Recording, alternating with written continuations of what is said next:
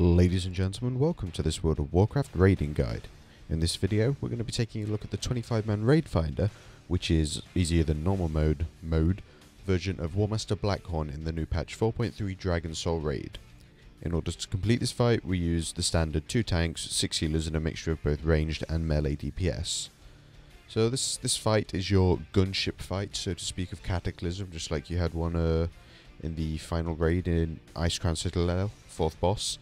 And it's relatively straightforward, I guess you could say.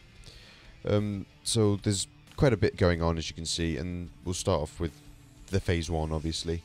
And as you can see, there's these little purple swirls that are spawning on the ground.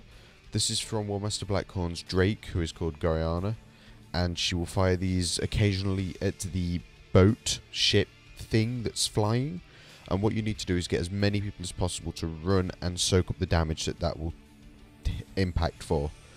If you don't soak up this damage, it will damage the ship. And as you can see under my minimap, the ship has a certain amount of health, and once that's gone, that's it. It's GG. Your ship's going down, and you're going down with it, bro. So make sure you're soaking all of them. As well as that, these drakes that are flying around will also fire smaller ones which deal less damage, so 2 people can take them.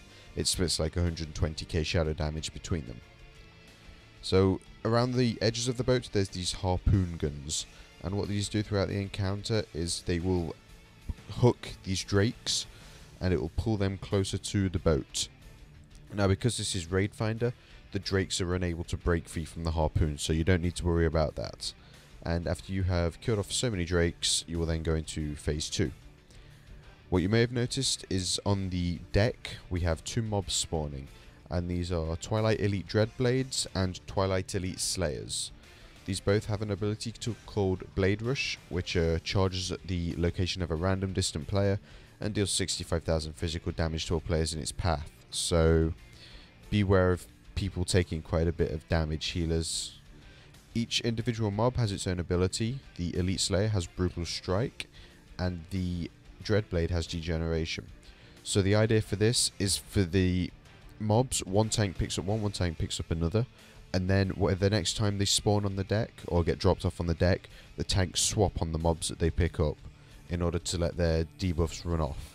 And that's the best way of doing that, really, so they don't take stupid amounts of damage. So as you can see here, we've got tanks tanking the mobs pretty much near the edge of the boat, ship, whatever, and we're just running, hoping to take up these purple swirly shit things while killing off the drakes. I'm not sure if the melee can actually hit them drakes, so it might be a matter of the melee take care of the adds that are on the boat, and the ranged will take care of the drakes that are being hooked in by the harpoons. So this encounter is a 2-stage encounter. This is the first stage, you can see. And in the second phase, Goriana will fly around the boat when Warmaster Blackhorn jumps off her, as he feels he needs to take care of this shit. And when she is flying around, you need to kill her off as a priority, because she has an ability called Twilight Flames, and this will fire a blast of flames at a player and deal 26,000 shadow damage on impact. And this has an 8-yard radius, and the flames will stay on the deck, and they will inflict 19,000 shadow damage to players that are standing within 7 yards of one every 1 second for 30 seconds. So make sure you are not standing in this or anywhere near this, and kill off Goriana as a priority. Once Goriana is dead, you then go back onto Warmaster Blackhorn. You want him to be tanked away from the raid so that your tanks are facing the raid, I guess you could say, and the boss has his back to the raid. This is because he has a frontal cone ability, and this stuns if you're standing in front of it. So don't stand in front of it. It's a very stupid thing to do. Both tanks need to move out of the way when he's channeling it. This ability is called Shockwave.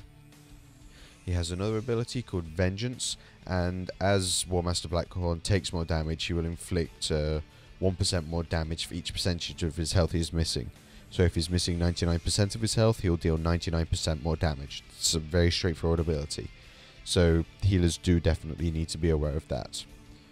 Another ability is called Devastate, and this is why you need 2 tanks, because this is a Sunder Armor ability, and this will make your tank take 120% extra weapon damage, and it will reduce their player by their armor by 20% for 30 seconds, and this is a stacking effect.